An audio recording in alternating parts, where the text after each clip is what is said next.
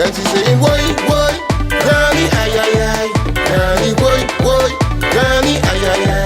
Granny, this was a snake in the sugar pan. Granny, why, Granny, ay, ay, ay. Granny, you should know these things sweet for soul. Granny, why, Granny, ay, ay, ay. Granny, long ago, Granny, you were so. Granny, why, Granny, ay, ay, ay. You're dressing to go online. Well, don't do like the next time. And when you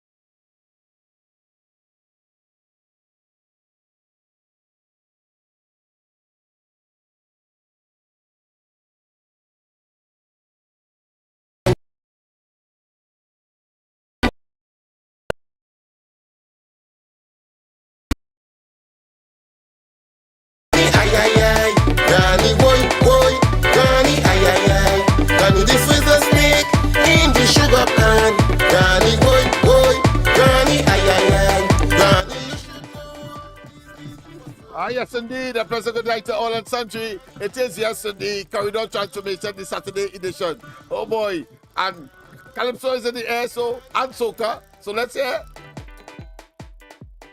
Yes, indeed. Yes, indeed. Yes, indeed. Yes, indeed.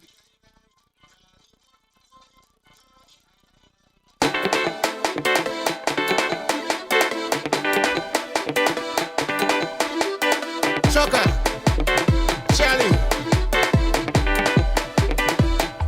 The girl was on, she was dead.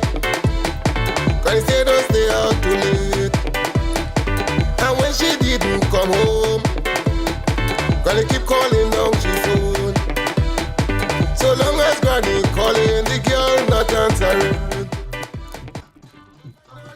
You know, we like to do it unique here in that those who are unknown, we have to make them known. See, the more the merrier. And more, of course, not just the creativity in terms of attracting resources, but when you have good competition, certainly it is always better in any circumstance or situation, particularly where human beings are concerned. Let's hear it. Granny, ay, ay, ay. Granny, long ago.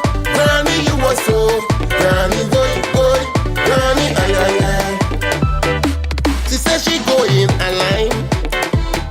She going to have a good time. You see, when you're out there, Granny don't be worried. And you know your Granny love you. My one and only do. Say don't worry with Granny. Granny like to quarrel.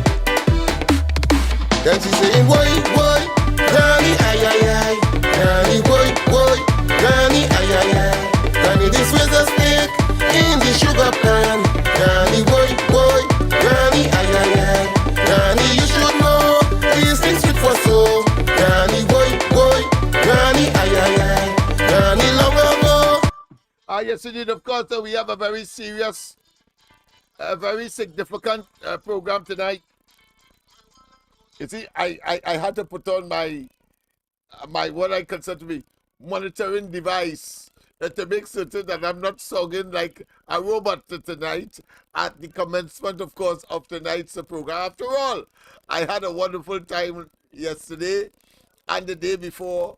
I met, of course, with these young men who are prepared, of course, to literally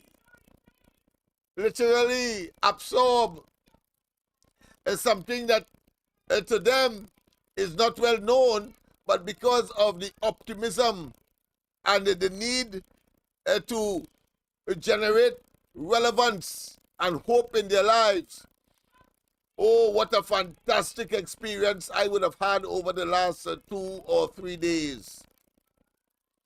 Having, of course, to move my office from where it is situated, the ground report, of course, as well, at Victoria Square, so upscale Port of Spain, back to 2, of course, because I was there before, but we only completed purchasing the property, let's say, middle of last year in earnest. But, of course, having been left there, well, of course, you know, that area, you'll have a persons who would venture onto premises if it is left apparently abandoned. They'll venture there, and of course, they will vandalize. Well, of course, the building was subjected to that. So, of course, we had the usual, and of course, the electricity, which we inherited, as well as the water supply, but also the installations were also vandalized. So when I thought, well, I had a task, having communicated with the young men and women, listen, this thing is about attempting to generate hope, because this administration clearly is satisfied that young men and women from the ghetto are no good, and that they are creating, of course, the havoc that we are seeing all over the country in terms of loss of life, loss of limbs, loss of property, and of course manifested in home invasions, murders, gang warfare, yes indeed, and robberies. So with that in mind, and with that understanding, it was imperative for those of us who are conscious, who know what to do, and who have the experience. And experience, as I've always said, is the best. It's the best. It's the best in terms of experience. Is the best in terms of experience. Hi, a pleasant good night. I am live. Yep, Papa. Yes, I'm live on, of course, Corridor Transformation. So I just call it to tell them fellas, look on. I'm on YouTube right now. 104. Corridor Transformation. If you're keen there, you'll see me there now, and you'll hear you now talking. You hear me? Yeah, on YouTube? Yeah, right now, and you What will hear channel on yourself YouTube? talking What now. channel on YouTube is? Corridor transformation. So Corridor where is it by it on YouTube? corridor transformation. Corridor transformation. Corridor transformation? Yeah. I sent it for you. All right. I sent it for you. So look now, I had the building on right now. All right. Yes, indeed. And those young men, without a being, all they wanted to know was what was the purpose. And as I told them, the purpose to, of course, give them an opportunity to demonstrate that what the rest of the country and the government is saying about them is not so. Man, they gravitated. This is the building, of course. This is the building. You see it? It is, of course, as I said, vandalized and so on. But, of course, they hook onto it. And they did some, not only cleaning immediately around 4 o'clock on Friday. Immediately. Tomorrow I'll show you the difference in that same area who the rest of the society says that they cannot be redeemed. And because they are from Nelson Street and George Street, because the building is situated on George Street, and they believe that nothing could happen. But of course, we know of the biblical saying, nothing good come from Nazareth, but Jesus Christ emerged from there. It was also said a long time ago that Laventille and these places are no good, but we gave the country its national cultures, so, not so. And I'm saying that out of that same community, once the leadership and the guidance and the commitment and the dedication, what I've often considered to be the social and psychological capital. Once we can generate the social and psychological capital, and what does that mean? It simply means that the investment that you have to make, any government, any institution, any society must make in order to keep the peace. But more significantly, with peace, you get progress, advancement, industry, and of course, no longer would the people in these communities considered to be indolent, in other words, lazy. Because how they did and what they did spontaneously, voluntarily, you know what I say? I say spontaneously, voluntarily, to explain more. Once they knew it was theirs, and they grab on to boots, and they grab on to brooms, and they grab on to shovels, and they grab on. And today, after 2 days, they were power washing the building now. The inside, of course, we have to do some repairs. And I expect those persons who are conscious and who recognize the Herculean task that we have to address, because it is not just Nelson and George Street and of course the environs, but it also has to be expanded, even though it would have started, the genesis would have started in George and Nelson Streets. We must, of course, go out, of course, to Observatory Street, to Bath Street, to St. Paul Street, to Betham, to John, to other parts of Laventille, Chumakak, etc., as we demonstrate to the administration that you are not going to kill them out. That is not an option, because that has been tried already. Let me not waste no time with that. I was around in the 2005 thereabout under the Manning administration, and when we got the people together and they went up to St. Barb's, all of them, many of whom said a long time they have not seen Port of Spain, and they were able, of course, to move because of the touring because of the reduction in the so-called borderline. And then we went to, of course, what was called Crown Plaza at the time. And after that, and then they said that they're not going to, of course, further participate, the government that is. And guess what? They started to kill them out. But as we told them, everyone you kill, 2 or 3 will be replacing them. Shaka, shaka, in other words. And so said, so happened. And today, they are so bewildered at talking about the governmental apparatus, and in particular the entities or the institutions that are responsible for curbing and, of course, addressing as well as identifying, investigating crime and criminality. But we have seen from the commissioner herself that she ain't able, she has literally recognized that she is in a square hole that has, of course, persons trying to put in a round instrument, square peg and round hole, in other words. And therefore, we have a duty as a community, those of us who are conscious, to go. And we will, of course, make certain, many of whom have children and they have wives, just as everybody else, but they have to put food on their tables. And if, of course, the system and those who are supposed to be delivering, after, of course, they would have gotten into government. After all, Rowley and them have the whole treasury at their disposal.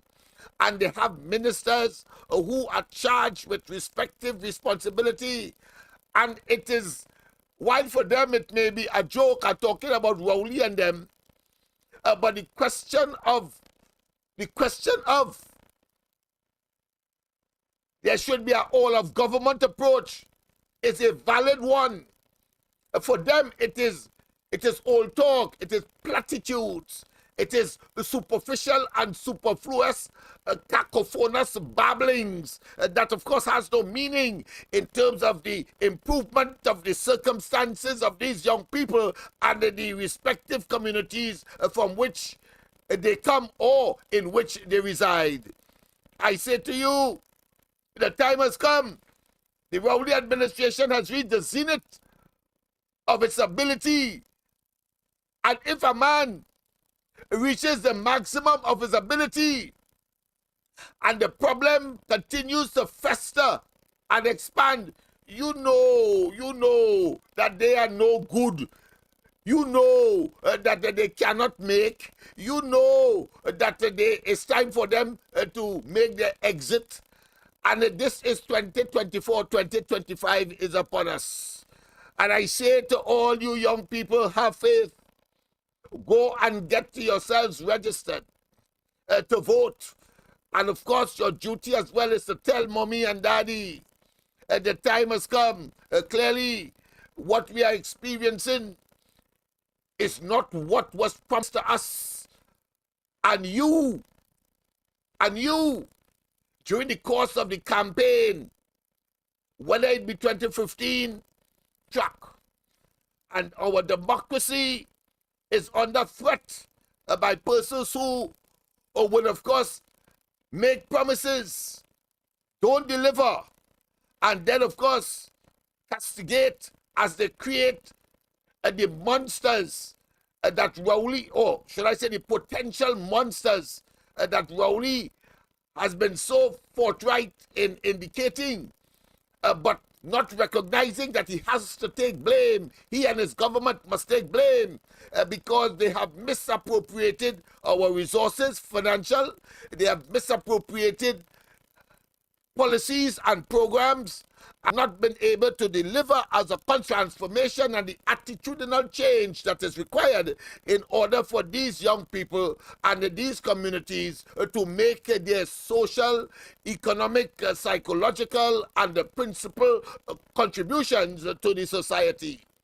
That is what we are facing here. And therefore, just as, of course, democracy is government by the people, of the people, and for the people. I say that the most fundamental impacting strategy to adopt as far as the tranquilization of the community is concerned and addressing the problems that has emerged in this Russian roulette society where any number could play, and that Rowley and they have already said that, of course, this is a very violent society, but you don't need Rowley to tell you that. The international news will tell you, world and international surveys will tell you that as well, that, listen, Trinidad and Tobago is the 6th most dangerous and violent country in the world per capita, and that is not a good place to be or to assume. It's not. You are looking, or they believe that somehow we are kind as a sort of Haiti, a sort of Somalia, or a kind of Venezuela. And while, of course, another democracy north of us, Jamaica, has a similar problem, at least we are seeing signs that they are grappling with it, and it is coming under control slowly and hopefully. In the case of Trinidad and Tobago, it is escalating. It is escalating, and the policies and programs that are designed to address it further examine that the solution lies. Let me repeat.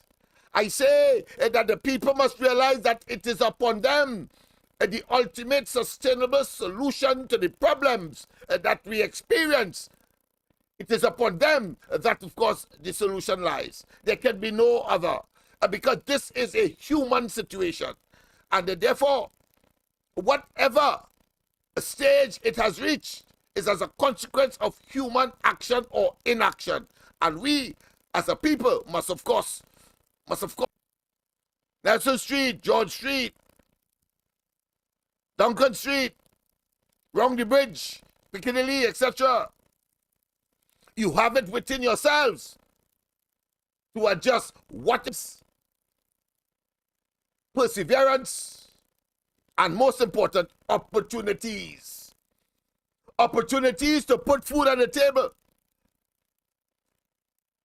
Opportunities, of course, to generate the skills, capacity so that you can earn. And therefore, once those fundamentals are in place, and with the appropriate discipline for consistency, the inevitable improvement to your circumstances, your quality of life and standard of living will certainly naturally emerge. So the building is there, and as I said, a lot of work to be done. You have to do some renovation and so on.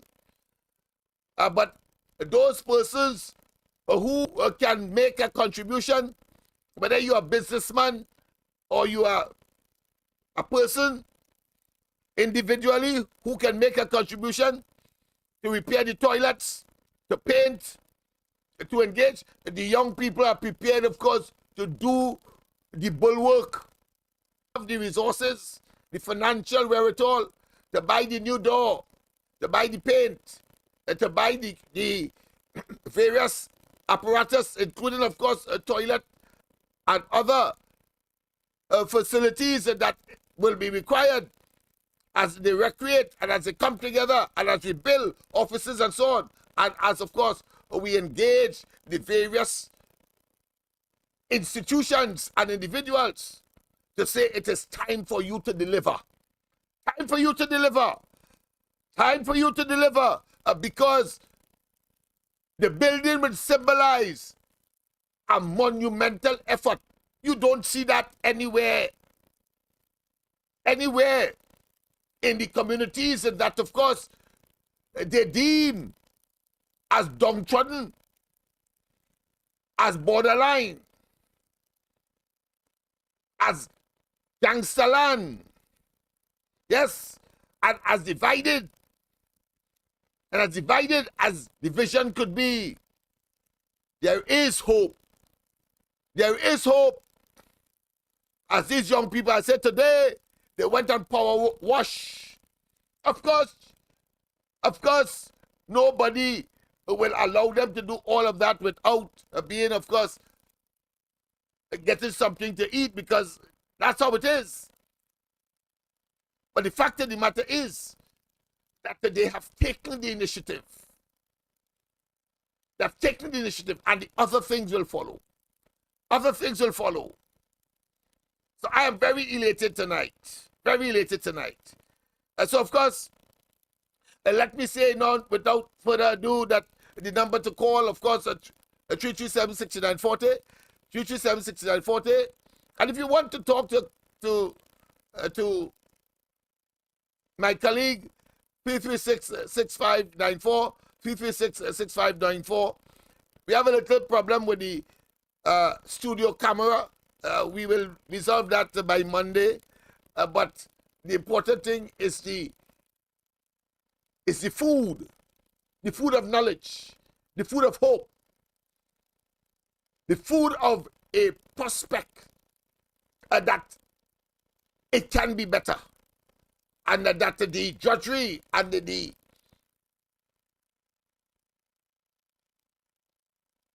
inability to manage and to eat and to see about one's children and to put food on the family's table, it is just a matter of time.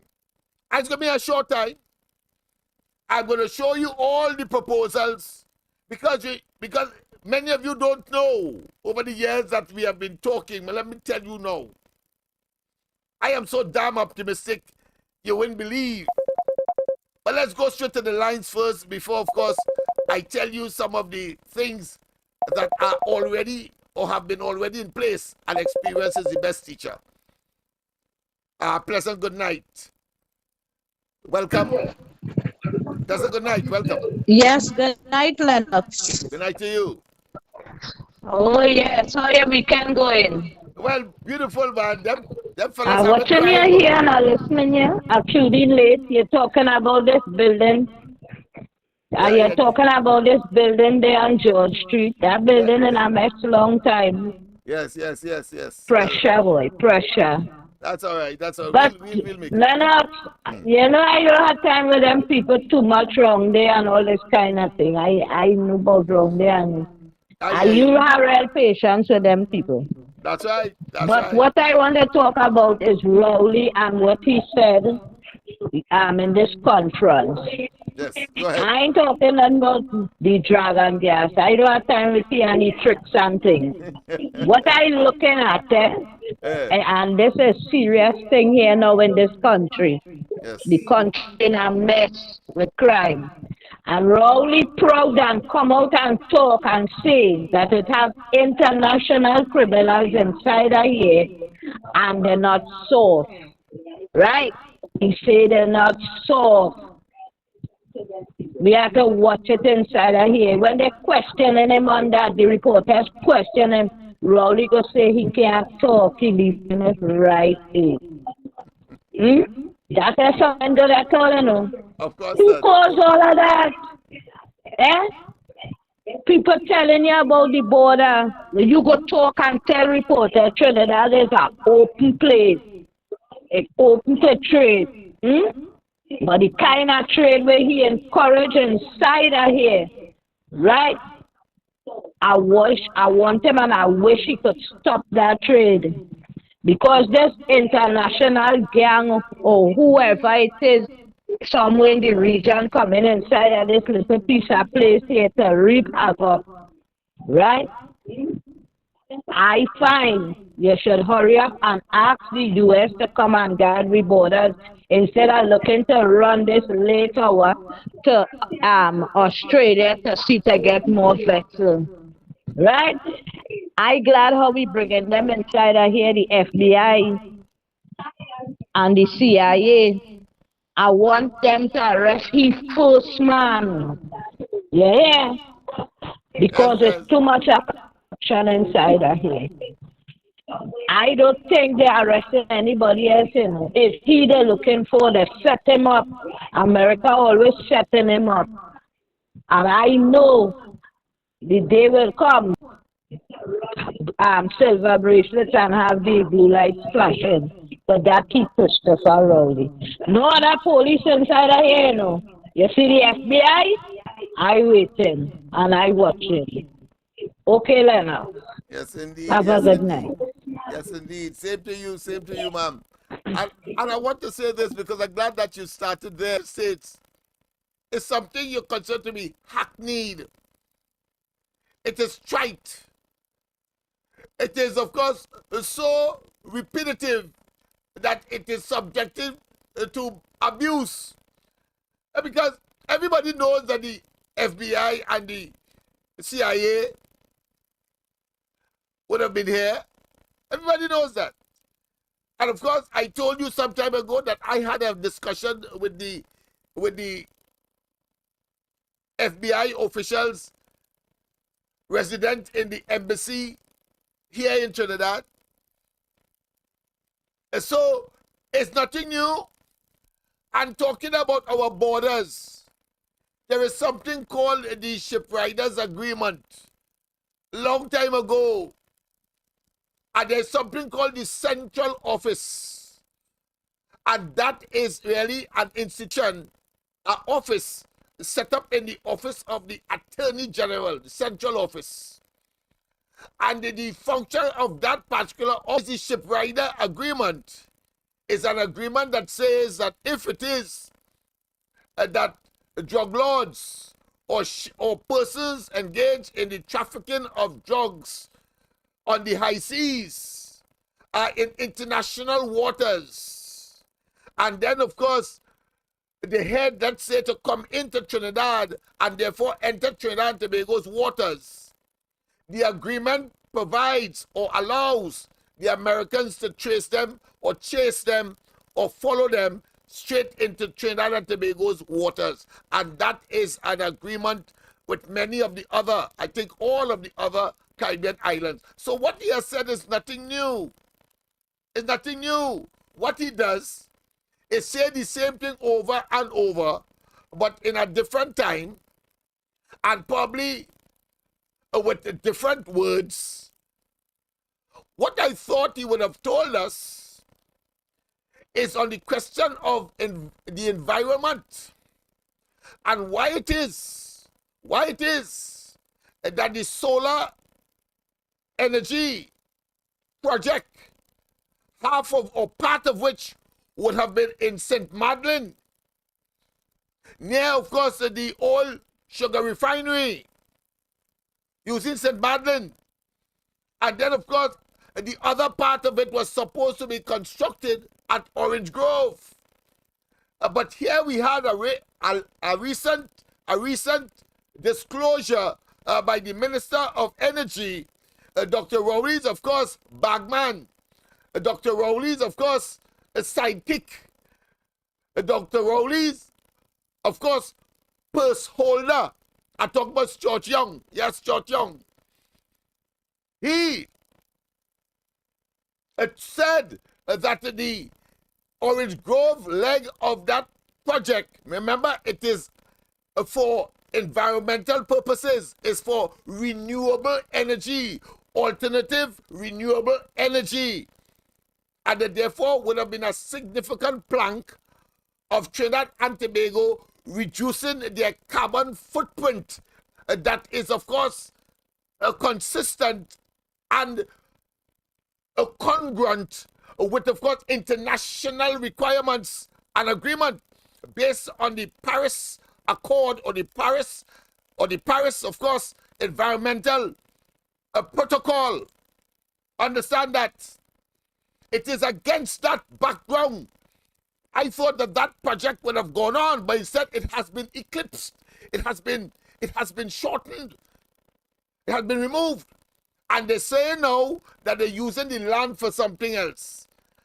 And we are hearing, unconfirmed, but believable, having regard to this government and its intentions, as we have seen in the past, and its track record, of wanting to stay in government to do us evil and to generate and to, of course, utilize monies that they have not been able to replace or augment. Yeah. And the information is that they are going, of course, to engage in house padding. They're going to build houses on the land that the solar park, the solar energy park, was supposed, of course, to occupy. So it may well not be, as they boasted, the largest solar power plant energy production in the Caribbean. May no longer be, even though, of course, that portion at St. Madeleine would have been larger than that of Orange Grove. But more significantly, and another company that was supposed to manage the project at the end of the day, including the government, signed with the government for that particular project, and monies were expended. I am sure they are now contemplating how to get back the blasted money from the government, having once again breached another contract. I say another contract because the OAS contract and that, of course, extension of the Sir Solomon Highway 2.14 was a victim of that. Rowley, of course, breached the contract and then telling us he went with Chu Stuart Young to get $1 billion to come back. $1 billion that the people put out, the OAS company from Brazil put out. They put it out. And commendations and credit must be given to Kamala Prasad Bisasa and the UNC for making certain that these people give us a guarantee up front. And that is to say that $1 billion that they put there just in case they breach the contract. Rowley went and take the money, knowing full well that he breached the contract. And today, the people went to arbitration, and the arbitrator say that Trinidad and Tobago is owing OAS, the company, $1 billion. Rowley reminds me of a fella who does nothing, put nothing there, and lay claim. And when the time comes, lay blame. A pleasant good night. Welcome. Pleasant good night, Mr. Lennox. Welcome to you. I want to say good night to everybody in the line, everybody Yes. internationally. Yes. So, Mr. Lennox, we hear the light Lord in Trinidad. Yeah, right. Who believe that? They just talk. Because That's right. America have Trinidad, Venezuela. America have Trinidad, Venezuela, and Guyana under heavy surveillance. They got an intelligence years now. You understand? Since Guyana get our oil, you see, the thing is, when the surveillance in our country like Guyana, the surveillance are wrong. They don't surveillance Guyana alone, they go wrong, so they know. But Mr. Lennox, this is my opinion. The reason why Trinidad running low on money is because I believe, this is my opinion, that we supporting Trinidad and Venezuela financially. I listen to Fiat what you have to say about that. That's just my opinion. All right, Mr. Lennox, thank you very much. Have a good night. Yeah, well, I could say up front, of course, that is our American caller. Thank you for calling. I want to say up front, I agree with you. I agree with you. There is no ifs or buts about that. And the fact is that those of us who know, you see, I was expecting something like that, from Rowley. You see what he does? He comes up with these phantasmagorical stories that you can't believe one man is so devious. You can't believe, particularly if he is Prime Minister, This man engages in so much brinksmanship, he takes things to the edge. And he has, of course, those intellectuals that are among us who may or may not be holding senior positions. But you have them dumbfounded to the point where they are like zombies. Zombies. They just gravitate. And not just zombies, you know, but maybe you could consider them to be slaves that are looking for a whipping. But in this case, it's verbal whipping. Slaves, verbal whipping. I've had some contacts with some of them. They have been coming to me because they sense that Rowley has reached the terminus of his political life and his shenanigans and his, of course, lies, his deception and his brutality and, of course, misbehavior in public office. And, of course, his bunch of kleptocrats. Kleptocrats, that's what they are. They steal from the young people. They deprive their parents from a job. Somebody called me today.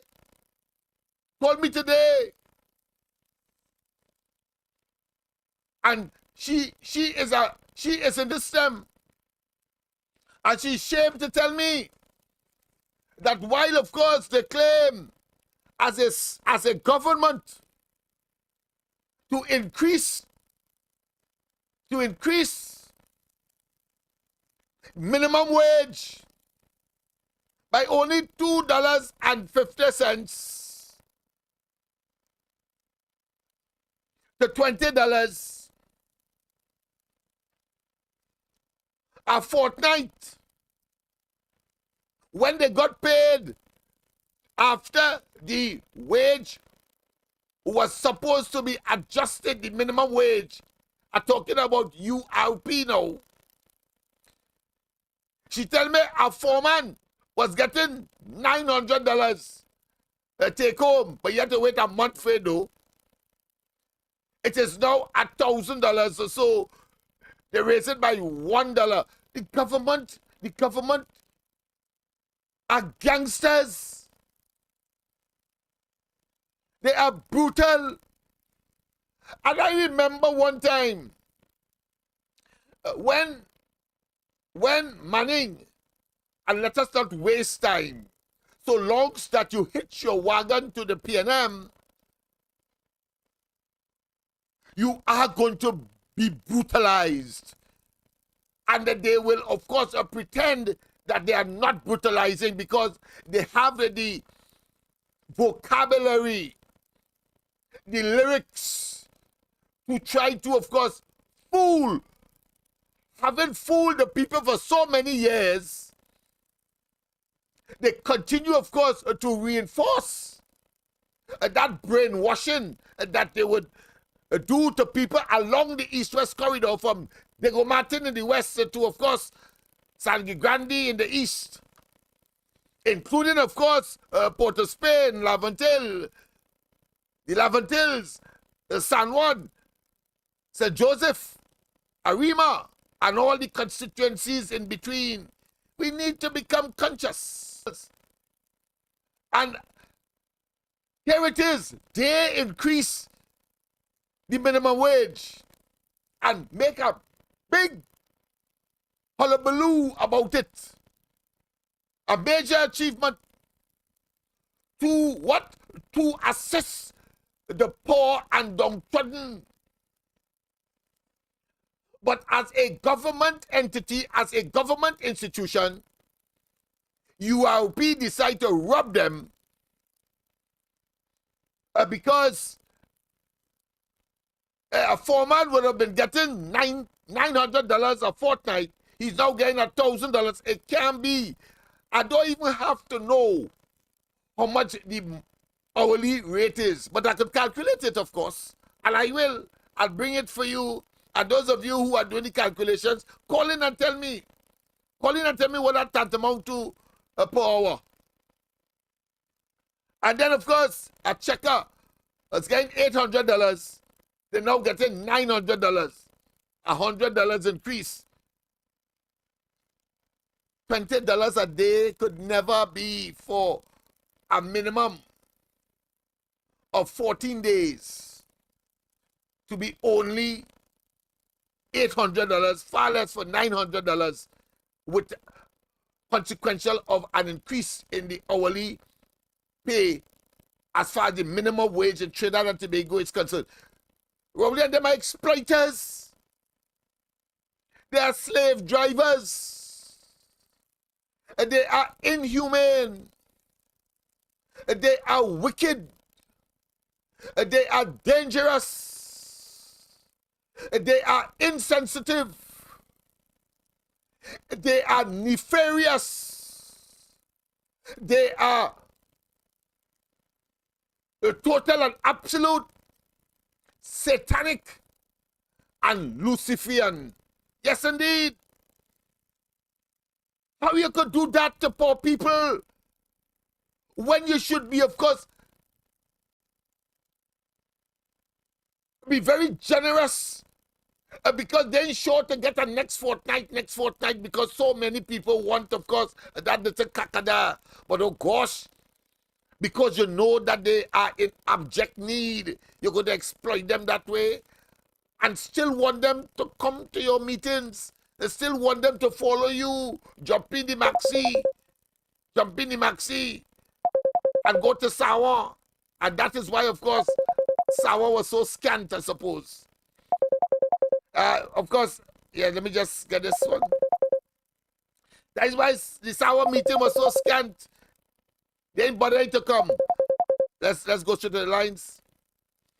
Yes, indeed. Let's see. All right. Professor, good night. Welcome.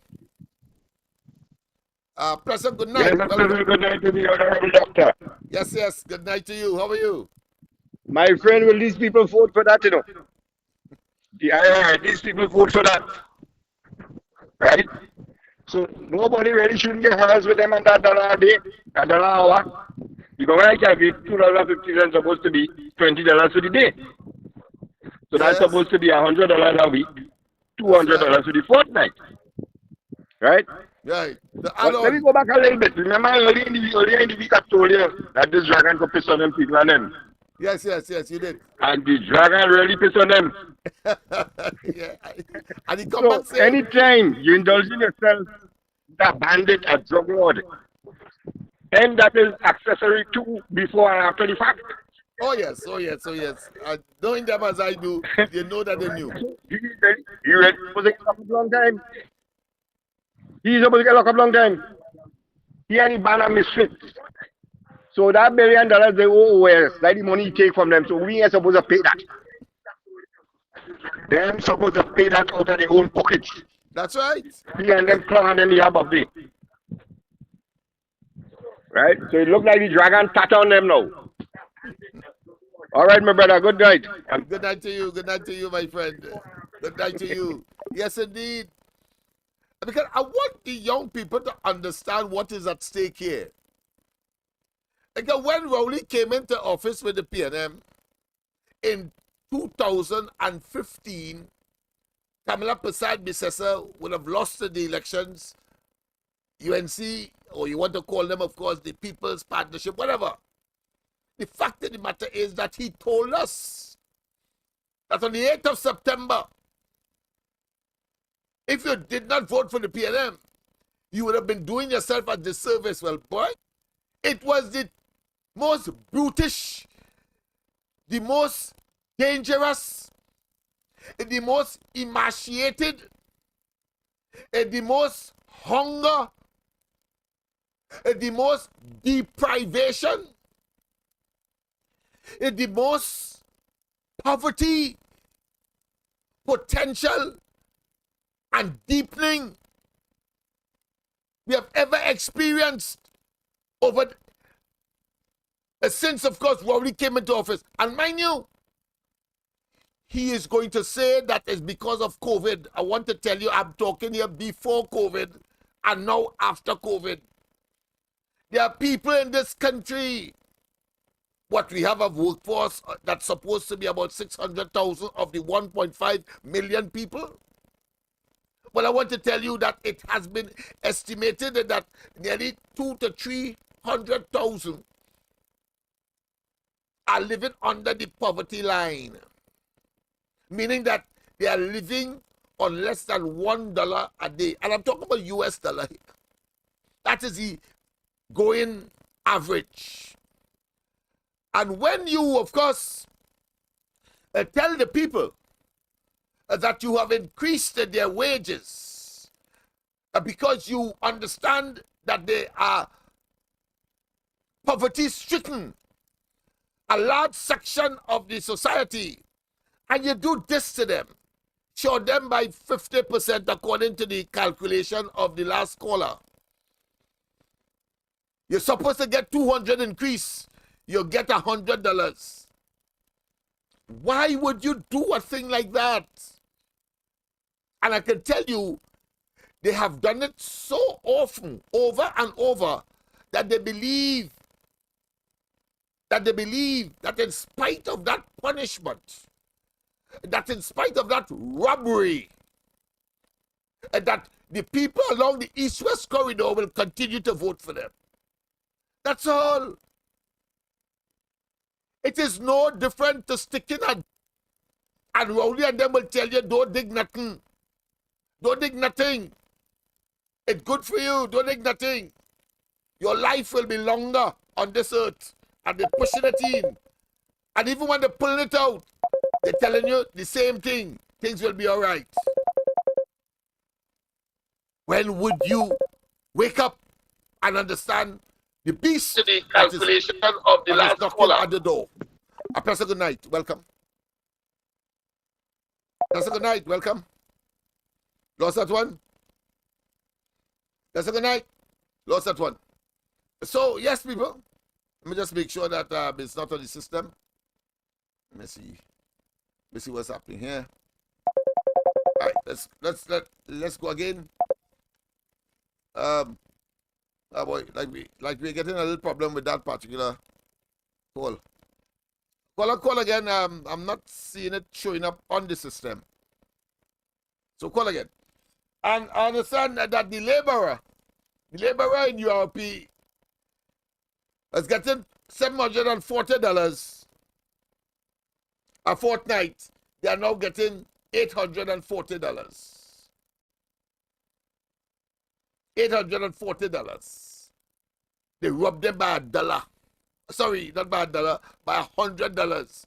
That and all they're taking from the poor man. People who are already poor and who, of course, are struggling and who are living in a subsistent environment, hand to mouth, paycheck to paycheck, and they have a trust week in that fortnight, you know. So by the time they finish, nothing, and food prices continue to escalate. Pleasant good night, welcome. Let's see what's happening with this one. Pleasant good night. Good night, sir. How are you going, boy? Well, I'm all right, and yourself? I see that we doing skin apart there. I good man, I see that we doing skin apart. No. I had the people's work to do. I had too much young people Lennox, I hear. to take care of. Lennox, I hear Yes. the arrest a counselor, right? A Yeah. former counselor. Yeah. My name is Anderson Williams. I Yeah. go to the Williams. If you Where is want, a PNM counselor? They arrested for some car. Having a stolen car or something like that. okay. A former PNM counselor. They All right. arrested for having a stolen car. His name is All right. Anderson Williams. And so William, I'll check it out. That's so it's all like Andy Williams, but it's not Andy Williams. All right, I'll check it out. All right. Well, They're that's not- what's going to happen. The Prime Minister had egg all over his face. Yeah, boy. He come yesterday and saying that how the dragon gas deals for the future children. Because he had nothing else to say. Right? Yeah. That whole deal gone through. Hey, he makes So he up- come he and makes say up that his- for the future of the children. The PNM leaving it for the children. Yeah. And to top it off, we were now talking about minimum age.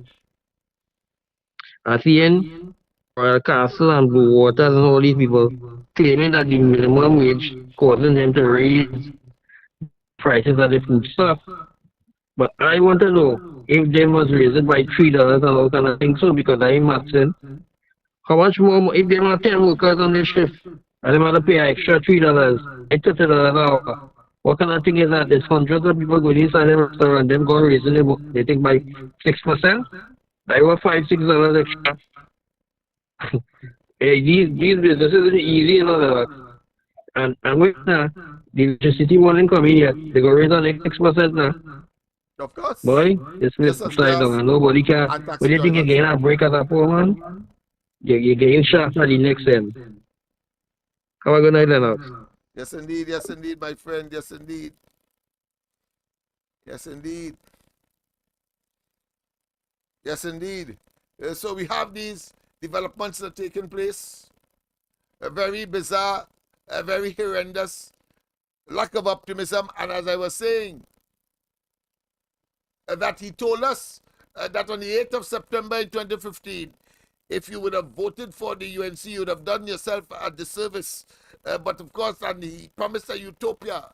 And today he's telling you that, of course, if you're doing restructuring, you must have displacement. And restructuring means, of course, firing people from their perspective. That is what restructuring means. Firing people, firing people, firing people. And then borrowing. Well, let me tell you something. When Kamala Persad-Bissessar and the UNC left, of course, office in 2015, for this bunch of vipers, indolence, lazy, that's what that means, incompetent, and of course, criminals, since they said they have misbehaved in public office and steal and rob our children, take away their laptops, limited the amount of food or school feeding in the schools, take away their books, even though they would have put it back now. But too late. These jackasses, let me repeat, these jackasses don't understand that textbooks is obsolete, it's old-time thing. Give the blasted children, all of them, a laptop or some device that they can, of course, electronically access any kind of information that is relevant to their schoolwork. But in order to do that, the future of the nation is in the devices that the children have. Rowley, that is an old-time thing. That is Eric William days when he said, of course, the future of the nation is in the children's book bag. No, it is now in their devices, in their computers, in their laptops, in their tablets. You got to be a backside to be doing that. And it is not that they don't know, you know. Because he went to America with the minister. In fact, he said he was in some African country and he came across as far as the minister for digitization is concerned. He said that he had him there. So they know. But that is just superficial. That is just a nice sounding phrase. That is something nice to, of course, to salivate about. That is something nice sounding.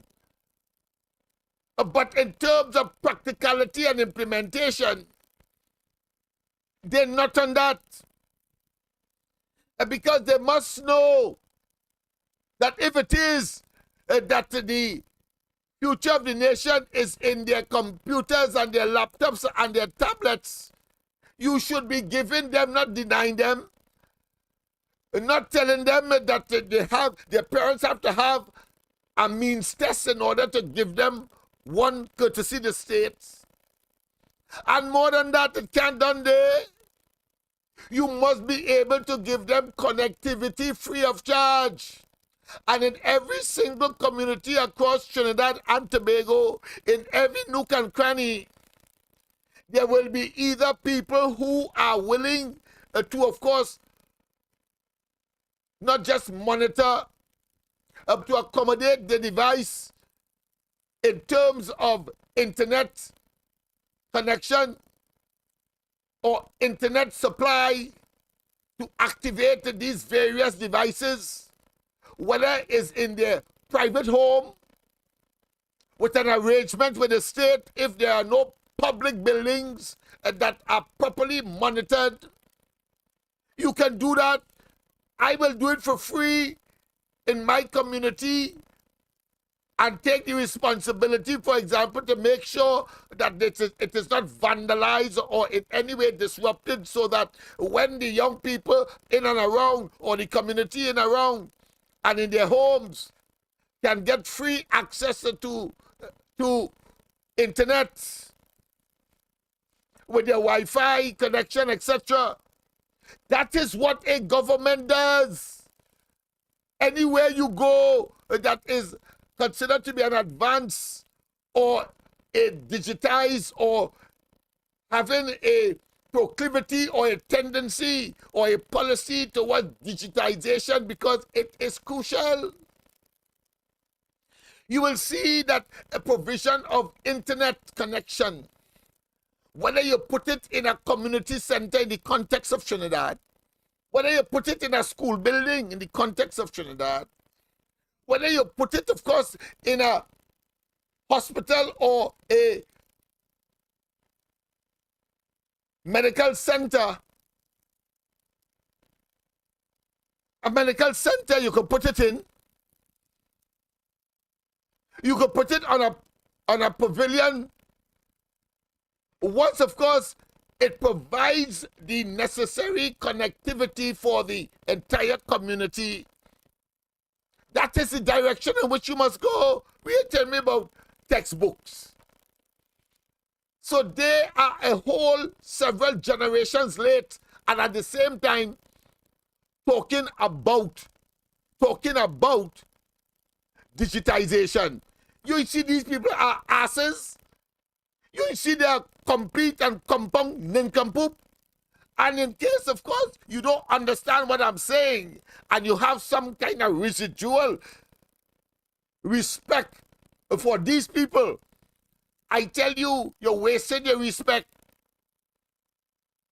Right in his Port of Spain there, a fellow who is supposed to be a relatively respected lawyer,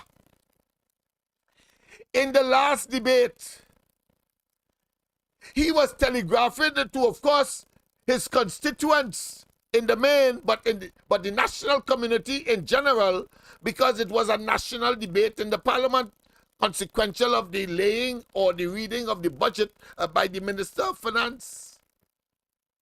And he is attempting,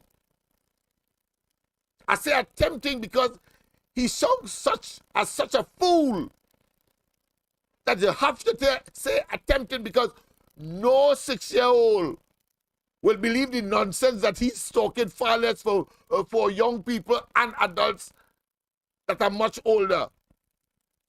He said that since he has to adjust, he will ride a bike to work. He will ride a bike to work, a bicycle, he say. Imagine that big-headed man looking like Humpty Dumpty or the Screw in the, of course, the famous long time reading book. Mr. Mike go to school on a bike. A Screw. Yes, indeed.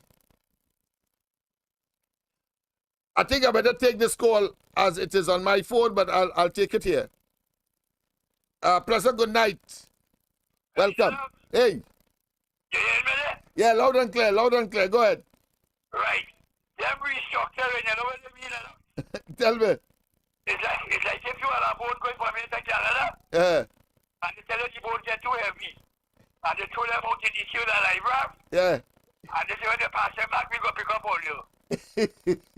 Yeah, That's what they're telling them. yeah, destruction, destruction, destruction. Yeah.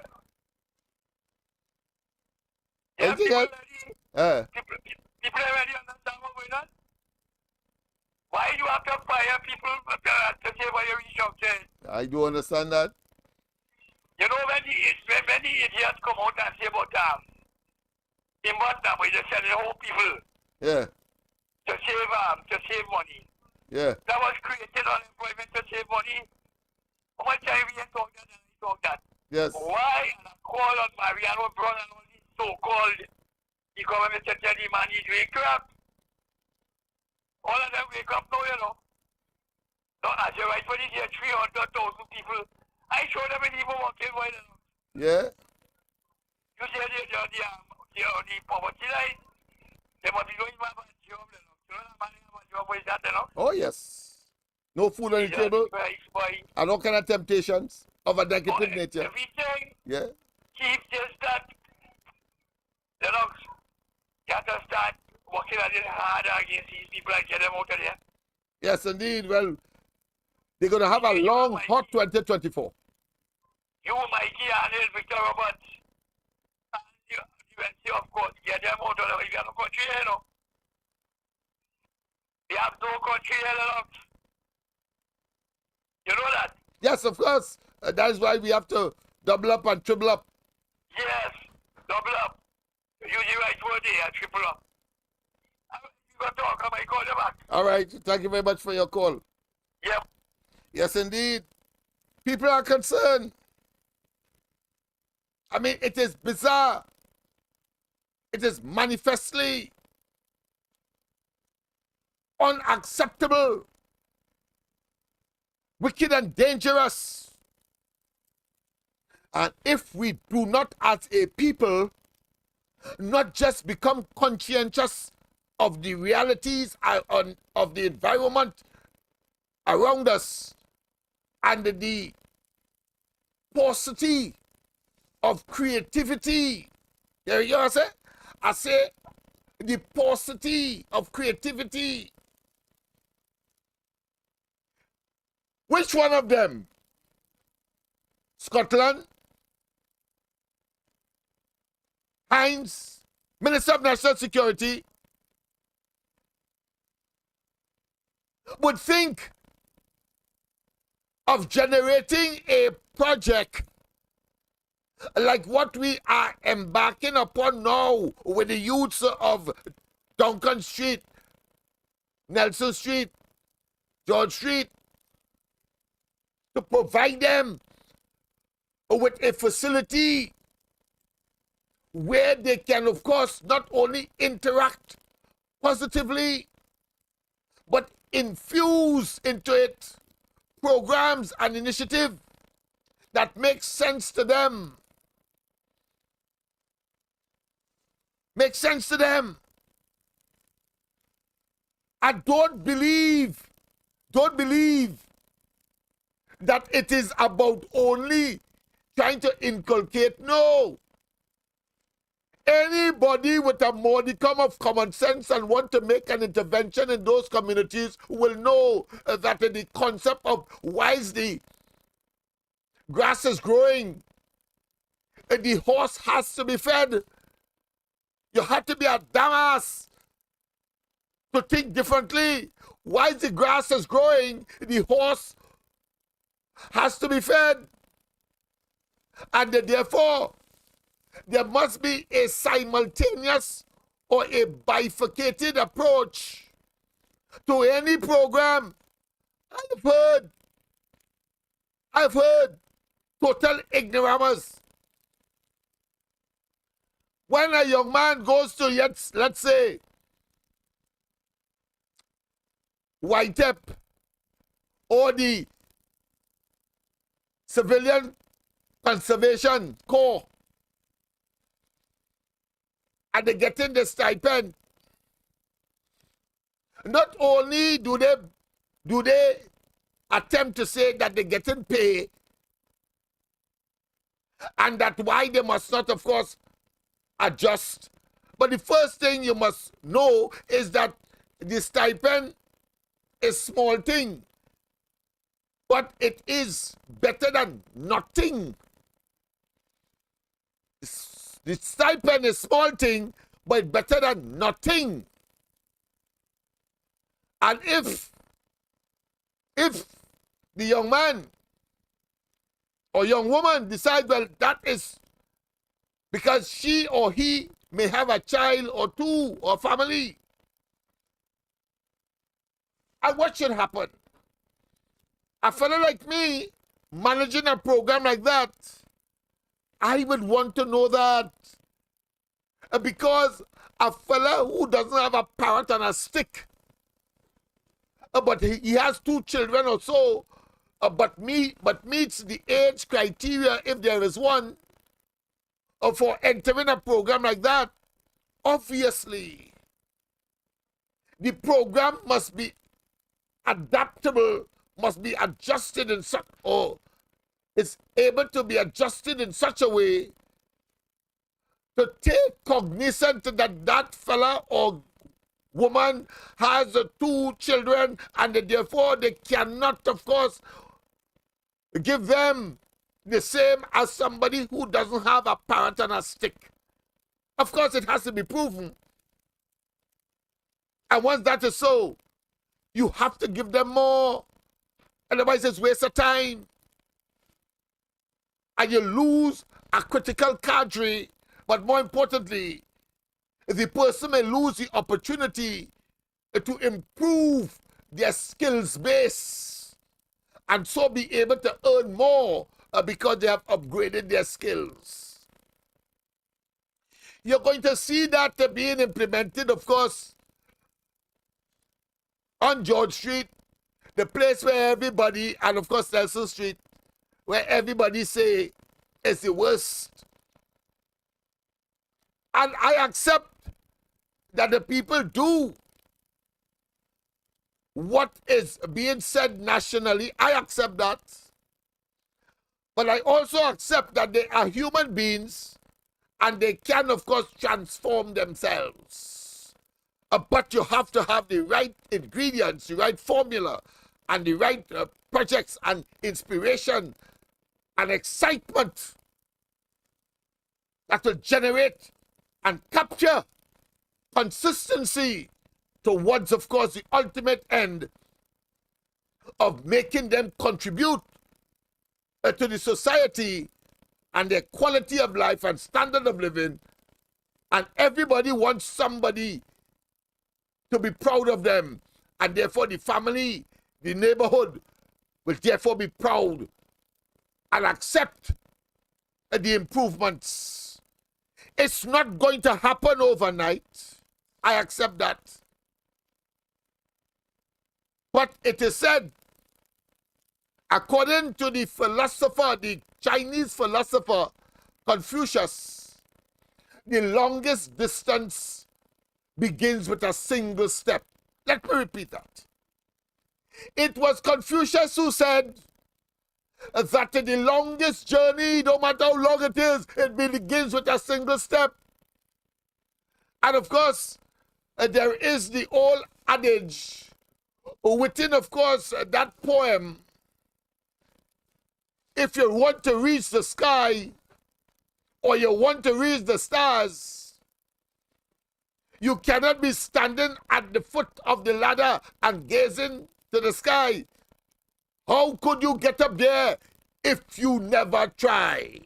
Let me repeat that. Let me repeat that. You want to reach a goal. And the poem says, you're looking at the sky, gazing at the sky. How could you get up if you never try? So it's better to what? To try and fail than fail to try. Try is a no-no. Not trying is a no-no. Failing to try is a no-no.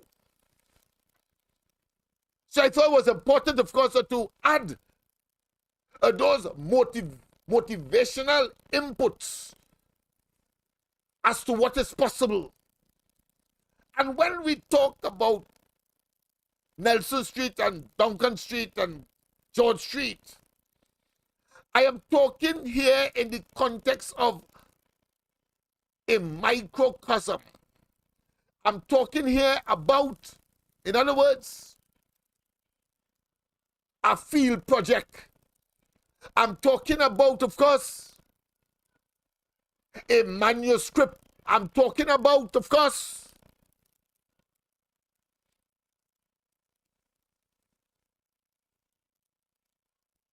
an example that must be, of course,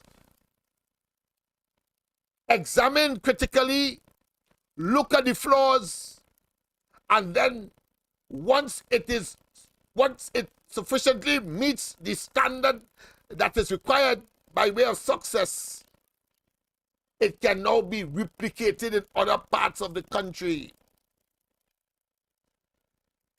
We have, of course, an advantage in that the MLIO, the Mobile Lavatory Improvement Organization, was a total and absolute success with a requirement that needed, of course, a little more tweaking if it wasn't for the PNM and Rowley and they, who are totally ignorant. And ignorance here means, of course, lack of knowledge. Doesn't mean hasty at all. Lack of knowledge. And so, they will spoil vinegar and they will sour honey. You know what I say? I said they will spoil vinegar and sour honey. That's how cursed these people are. And we have a duty and responsibility not to leave them there. We cannot waste time. There's no more time to waste with these indolents and these, of course, fellas who, of course, are opportunistic political parasites. You know what I say? I say they are opportunistic political parasites. And then they will, of course, destroy, and they will eat away, and they will downgrade, and they would reduce, and then they will, of course, come out there and say they love you, especially the Africans along the East-West corridor. I say to you, 2025 will come, the elections will come, and the first place where the return and the signal of defeat for the PNM, I say, is in Diego Martin West, Rowley's constituency, and mark the end and the beginning, of course. He likes to talk about blue lights and silver bracelets for those young people and for his political opponents. Well, look him there. Blue lights and silver bracelet, the consequence of which, jail. That miscreant. And you know, I can't end any program every night without saying that he's a blasted rapist and pedophile. That son of a gun called Rowley. Son of a gun. And in the fullness of time, the consequence of the pre-action protocol letter that I sent to him, you will see it manifesting itself. You will see it in due course. You have to have stratagem. You have to make them, lure them into a state of false complacency. Yes, false complacency. And then you pounce on them. As they like to say, like a thief in the night. Pardon the pun on thief. We have, God knows we have so much, of course, that kind of experiences in the nation, but it is applicable to Rowley. Yes, indeed. Yes, indeed. And don't tell me I know what I'm talking about. We've been there, we did that. When I spoke to those youths yesterday, and I told them I used to teach at Piccadilly, they were shocked. But I didn't tell them that just for talking sake, or for conversation, or for self-aggrandizement. I told them that because I left a document with them, and I told them they must add. They must add to it, because it is these physical amenities in the reality of a concrete jungle context. They are not in Guayari or Toko, where you see miles of forest and you could easily go on the beach and bubble up a pot with somebody who would graciously provide a fish, or you fish yourself, or the various, of course, items that are in season, whether it's fruits, ground provision, and so on, and they could eat. This is a concrete jungle where I told Rowley and they is that, of course, if a young man is minded and he wants, of course, to bubble up a pot, put a tree stone, the possibility exists that he could burn down a whole block. And I said so because it is practical and is understandable, and one can easily visualize that. You don't need to be a rocket scientist to understand that. And therefore, those young people in a urban community in a concrete jungle requires, of course, a gas to cook. They have to get a stove. They have to have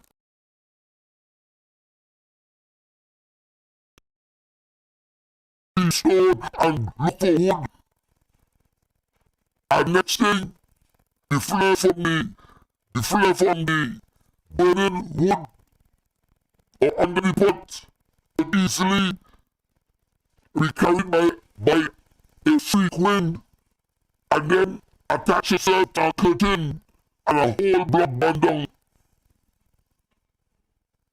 So there's a need different to that of those in the rural parts of the country as far as the young people is concerned. And if you have Bobby and Daddy, who of course is operating like a struggling business bootstrap from paycheck to paycheck, they have no room for entertainment money. They have no room to eat nutritious things. And so when the Alsing talks about the major problem, or one of the major problems of non-communicable diseases, I'm sure if you do a proper analysis, you will see that it is in these communities where you will have diabetes, the most high blood pressure, and other non-communicable diseases. And mind you, because of the evil and the delinquency and the dereliction of total responsibility, and I would have thought that by now some kind of statement would be made between Hines and, of course, this fellow called Scotland. I thought so. About those suspects that are just above Port of Spain and just above the Street as you climb the hill. The dots of latins. And why I mention latins is because the people of Port of Spain could be subjected to non-communicable diseases, but diseases spread by things like mosquitoes, as well as, of course, flies that love to, of course, bask in filth. I use it a nice bask in filth, but what I'm saying is that, of course, they don't mind and spread, of course, dysentery, yellow fever, dengue, etc. That's what we are talking about here, man. Let's go to the lines. A pleasant good night. Pleasant good night. Honorable, you stand back from it on here again. What? Your audio coming bad. Your audio coming bad. Wait. Alright. Let me check it. Thanks. You call back with the heavy voice again. Alright. Check it out. Yeah.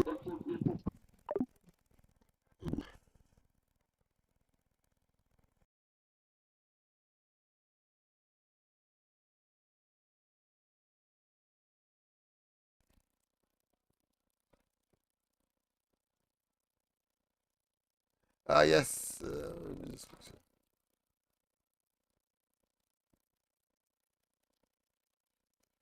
Granny, you are so. Granny, boy, boy. Granny, ay, ay, ay.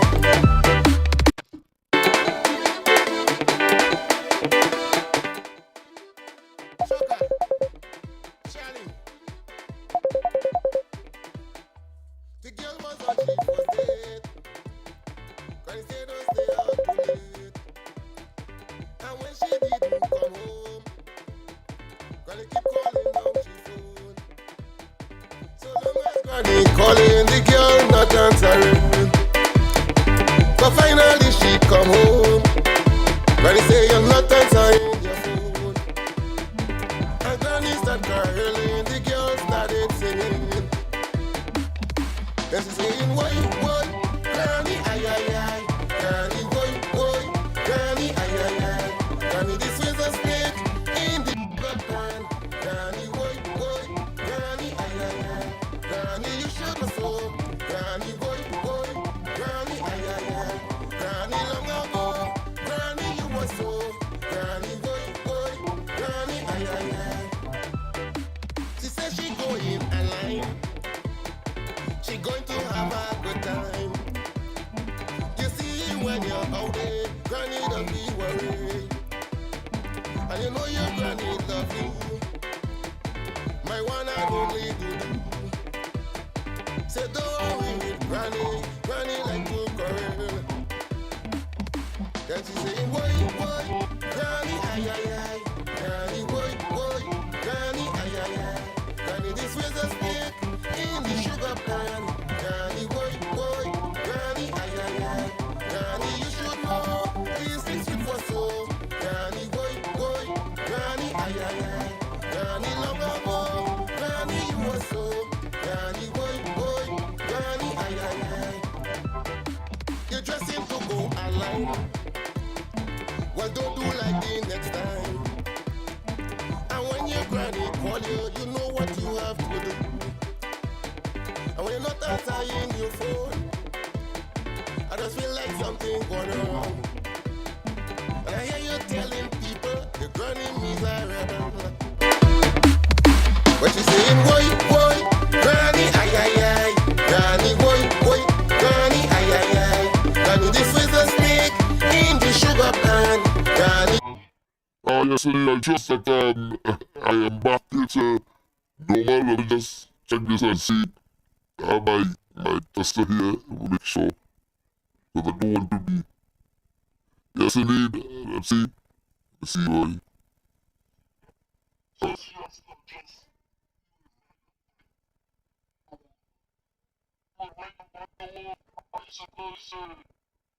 Yes, indeed, but first, just in case I ultimately bomb this, of course, let me just take you back to something that I want to play tonight.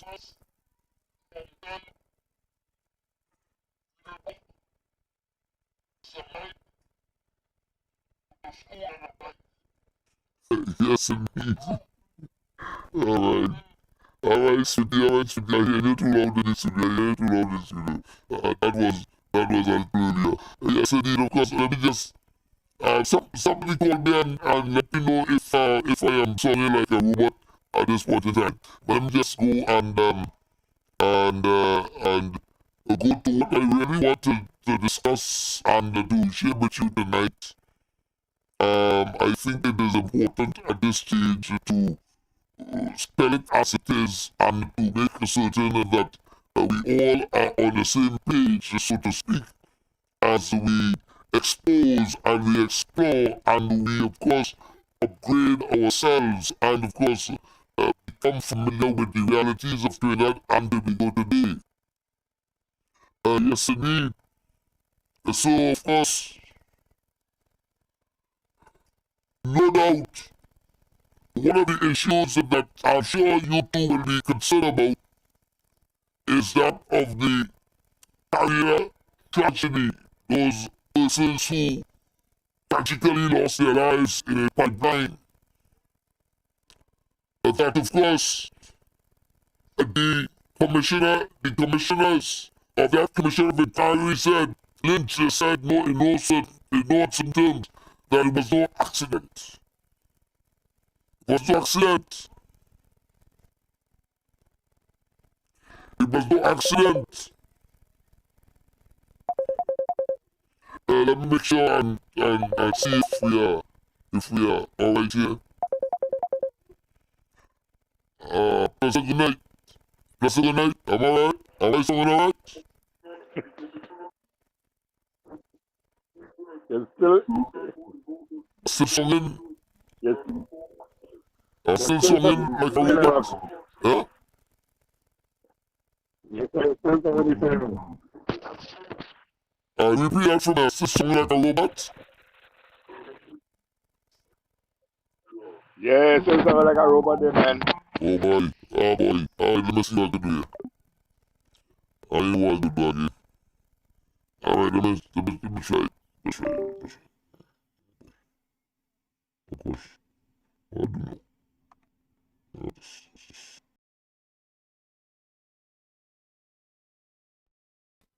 Let's see if it's better now. All right, let's see if it's better now. How? Tonight is one of those nights. What are you gonna do? All right, I trust that it's better now.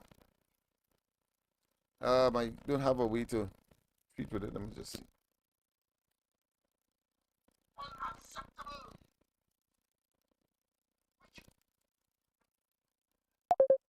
All right, let's see if I'm sounding better now.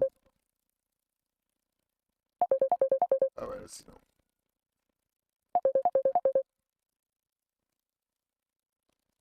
Yes, indeed.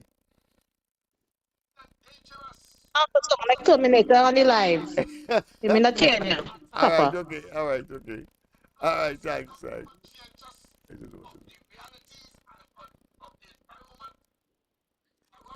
All right, let me.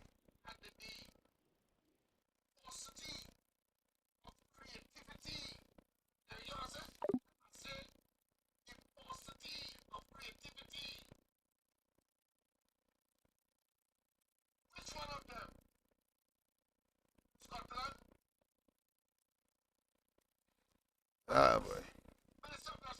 Girl was on chief was dead. Cause they don't stay out too late. And when she didn't come home, gonna keep calling down she phone. So long as Granny calling, the girl not answering. But finally she come home. Granny say you're not answering your phone. And Granny start caroling, the girl started singing. Then she saying, why, Granny, ay, ay, ay. Granny, why, Granny, ay, ay, ay. Granny, this is a snake in the sugar pan. Granny, why, Granny, ay, ay, ay. Granny, you should know these things sweet for soul. Granny, why, Granny, ay, ay, ay. Granny, long ago, Granny, you were so. Granny, why, Granny, ay, ay, ay. She says she going online. She going to have a good time. You see, when you're out there, Granny does be worried. And you know your Granny love you. My one and only do. Say don't worry with Granny. Granny like to quarrel. Then she saying, why, Granny, ay, ay, ay. Granny, why, Granny, ay, ay, ay. Granny, this was a snake in the sugar pan. Granny, why, Granny, ay, ay, ay. Granny, you should know these things sweet for soul. Granny, why, Granny, ay, ay, ay. Granny, long ago, Granny, you were so. Granny, why, Granny, ay, ay, ay. You're dressing to go online. Well, don't do like the next time. And when your Granny call you, you know what you have to do.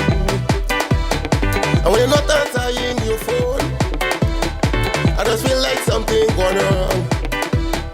And I hear you telling people your Granny miserable. But she's saying, why, Granny, ay, ay, ay. Granny, why, Granny, ay, ay, ay. Granny, this was a snake in the sugar pan. Granny, why, Granny, ay,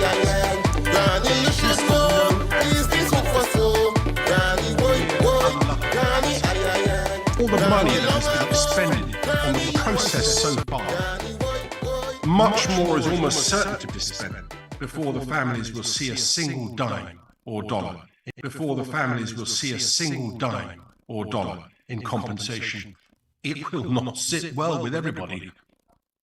There may be those who will be outraged.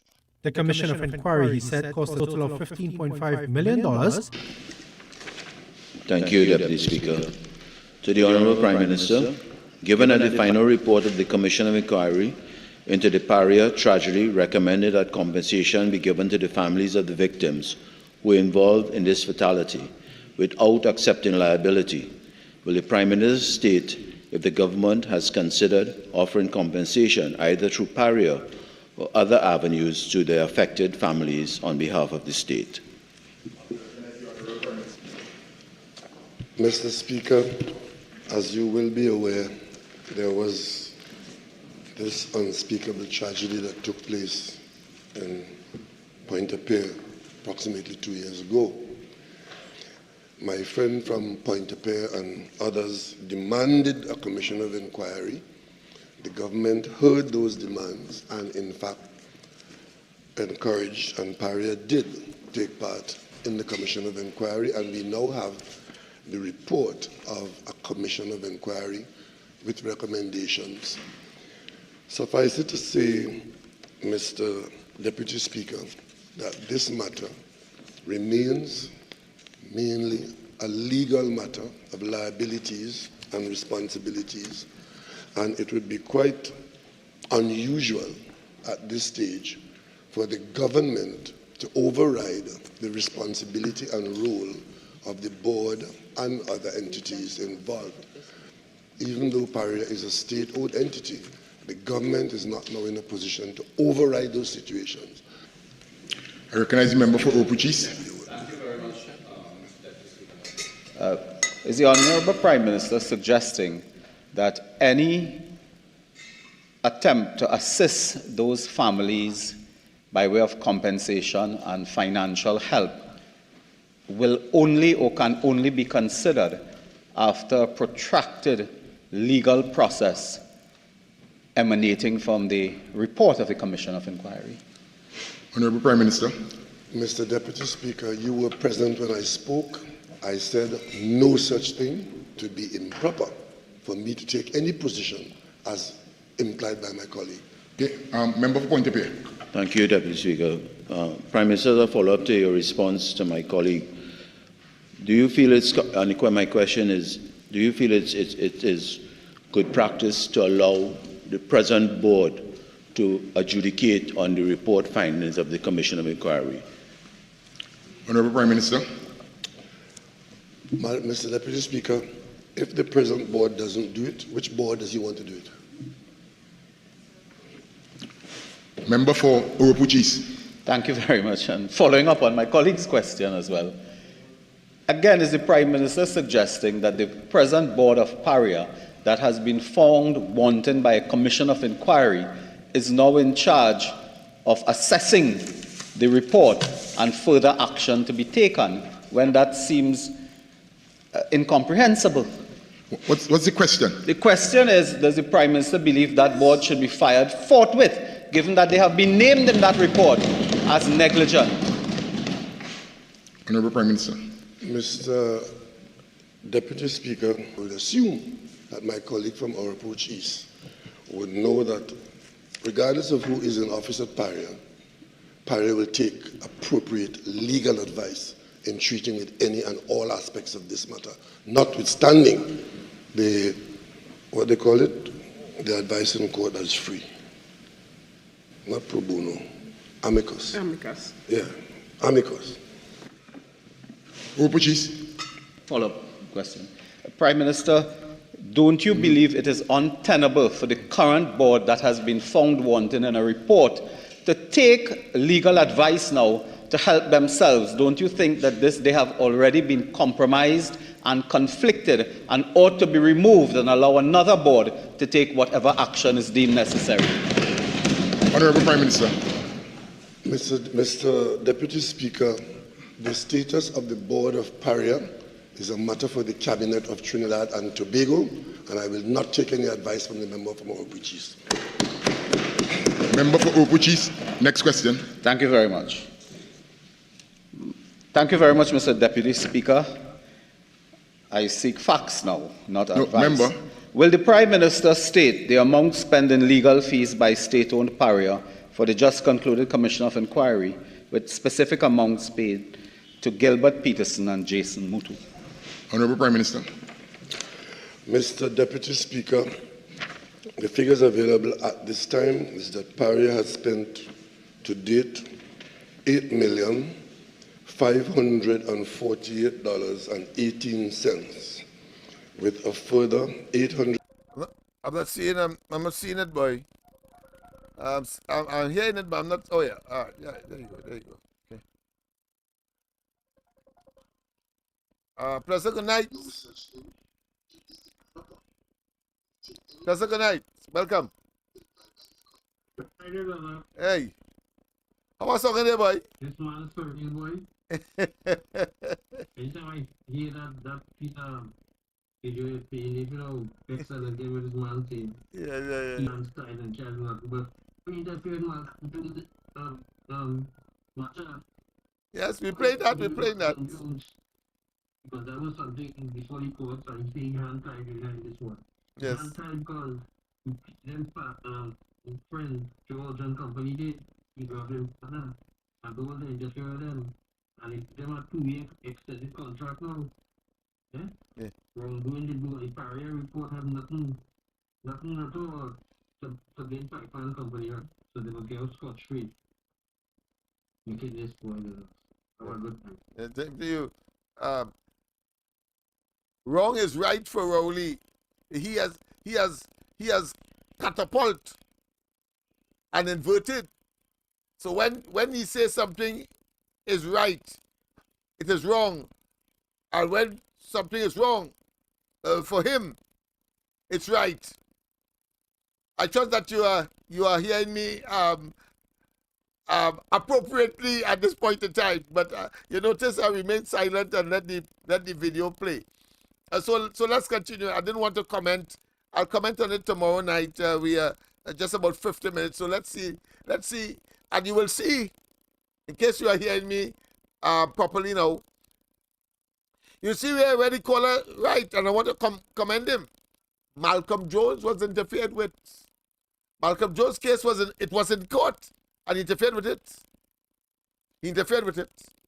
Malcolm Jones, yes indeed. Let's go straight to the line. Pleasant good night. Hey. Okay, good. All right, good. Thanks. All right, good. Okay. Yes. Thanks. Yes. 1963, after remote independence, we had to do a treat. That barber shop named Shahadat Mohammed Barber Shop. All right. I used to cut my hair there. Yes. I was a Roman Lennox. Yes. In those days, Yeah.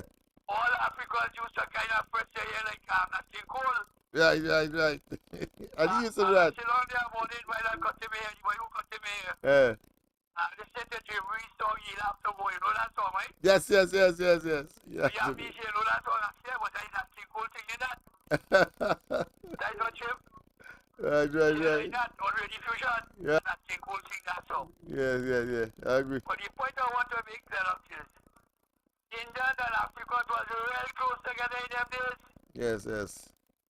Is PNF keep pushing this rate thing right through. And they still do. Still attempting it, yeah. Yeah. They have done nothing for the country. It destroyed the bloody country, man. Yeah. I just say they're still pushing this crap.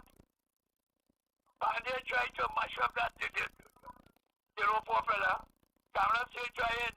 Yeah. What they getting out of this? Well, they getting access to office and free money. They getting access to free money and office and abuse it, and then of course believe that they win, that there is no consequence, no jail for them. But they have a different thing coming to them. But you watch that press conference with Rowley? Yes. The man's face wrinkle up like a whole. Look, I'll play that tomorrow. I did.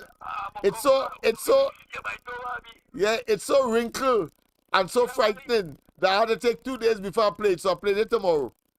Play that tomorrow. Yeah. It's like when I talk about this Charlie thing and Dracula thing, man. Yeah. I never see you man still cooking too. Yeah. And I had to have some garlic in my hand too. I didn't buy no garlic today. Yeah, never could tell. He could come out of the video and deal with me, so I want to make sure. You might look like you come out of the Carpathian Mountains, why? But I want to tell you because I had 4 memories of what I say only just sit and hear, you know. Right. Okay. Yeah. I tell you, the people were so close together in them days. Yeah. Today is yeah, it's how we get out of it? yes, a spool boy. Yes, a spool of God, boy. of Anyhow, evil. I got to know you're going back home in your street. Yeah. Going back one and tell them fellas how they should be doing it and what has to be done, and that's it. And let's see how it's going to work out. All right? Anybody be sick that thing, Mr. Amar born on that street too? Yeah, Amar on there. They have a building further up to the top of the hill of the street. Yeah. Yeah, definitely. All right. You go talk. Yes, no doubt. I see somebody bring a piece of garlic for me, boy. They're serious in the studio, boy. They bring a piece of garlic for me. I say I'm playing it tomorrow, and they bring it already. You see, in my home, I want to tell you, once Rowley is on, they take off the television because they know I'm going to throw it outside. The only reason I do it yet is because it's too expensive to get back. All right? But that being as it may, let's, of course, continue with this heartless, injurious, total and absolute criminal, macabre, Jurassic, and clearly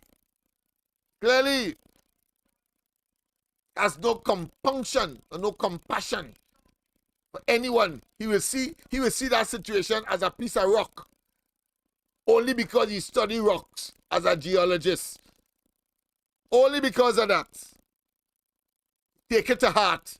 So he has a rock heart. $99,513.17 being processed for payment. The breakdown is not available to me at this time. All the money that has been expended on the process so far, much more is almost certain to be spent before the families will see a single dime or dollar. Good night, everyone. My name is Vanessa Kusi. I am the wife of Rishi Ryan Nagasa, the late. I don't like to say late, but it's the late Rishi Ryan Nagasa. I'm standing here before you, still waiting for justice for my husband. The Paria tragedy. Next month will be 2 years since this accident happened, and we are still waiting for justice. I stand together with the 4 other families as we want justice for the 4 deceased divers and the lone survivor.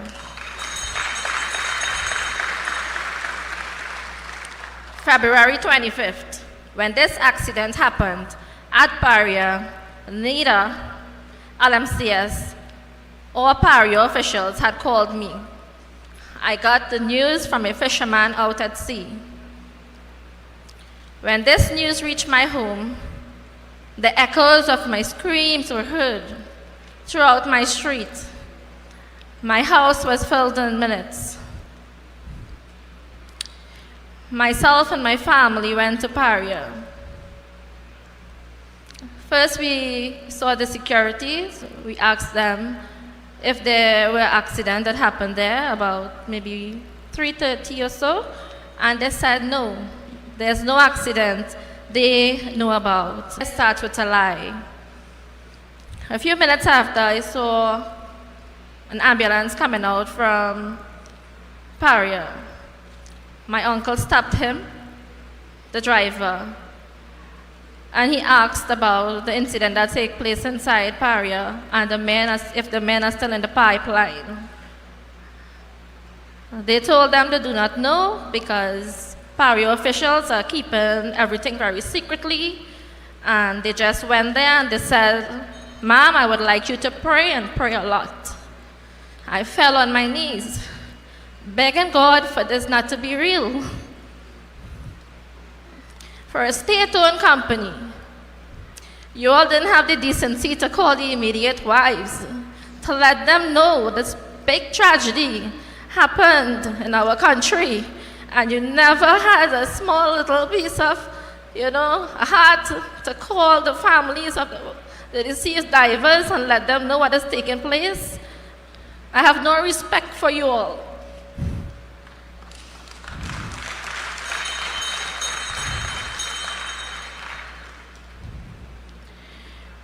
The families of the 5 divers waited at the car park for news, day and night. Paria gave us nothing and was doing nothing to save these men. They, the Paria officials, never called any of the families, and we are still waiting for justice. Paria, you all are murderers, and we want this whole board to be fired because you cooperate with the deaths of our men. My home is not the same without our breadwinners taken away from us. The government called for the Commission of Inquiry. This had taken almost 16 million. What the families got? Nothing. They are laughing at us, saying we are weak, but I want them to know I'm going to fight for justice till the end.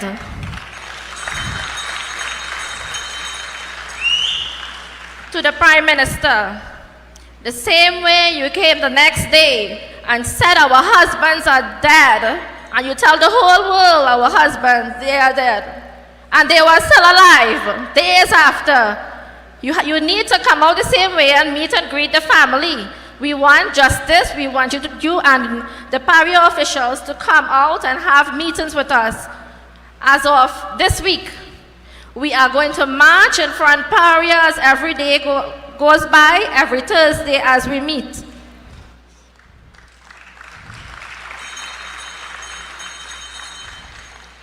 In other countries, Coast Guard fight to save lives. In our country, they pointed guns for the divers who were willing to save these men. I was there, and I can tell you, I am not lying. I was there from the beginning, and I can tell you all the people who were involved in this. And we need for the government to remove the officials from Paria. And we want quick response. The report Mr. Lynch had given us, he said it's not an act of God. And I think we are all clever and we know exactly what it means. They are all murderers. He clearly says Paria officials had left these men to die. And I end here. Thank you. One cannot help but be deeply moved by the tragedy of it all. I, for one, will never forget the words of the 11-year-old Elia Henry. When I got word of my father stuck in a pipe at Paria, I froze to know that, but I prayed, and I prayed that my father and his friends will be safe. I went down to Paria with my mother, praying for a miracle.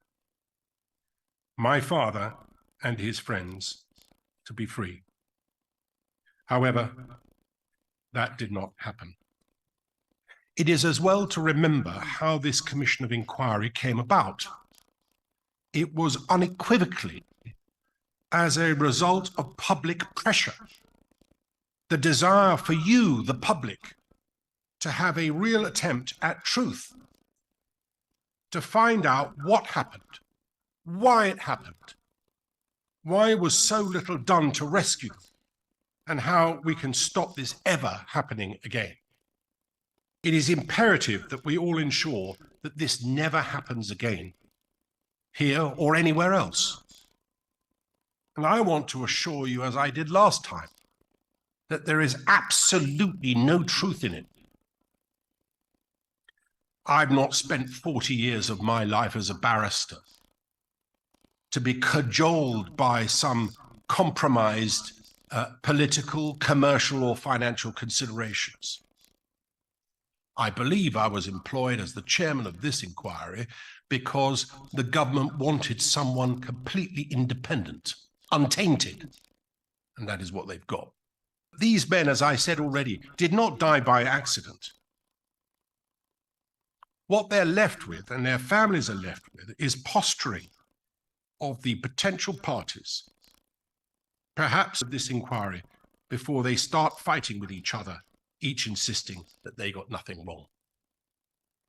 For all the money that has been expended on the process so far, much more is almost certain to be spent before the families will see a single dime or dollar in compensation for them of any kind. We feel compelled to observe that the victims of this tragedy have very little, if any, help in dealing with the loss, both mentally and financially. We cannot help but think this is something that should have been addressed, if not by the companies involved, then possibly by government. It would have been an act of kindness and human decency to have made some kind of ex gratia payment without accepting any liability at all, and given to them when they need it.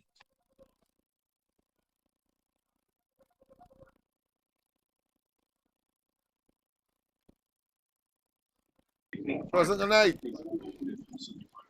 Pleasant good night. Yes, hello again, Lennox. Yes, hello, it's me again, Miss Arima.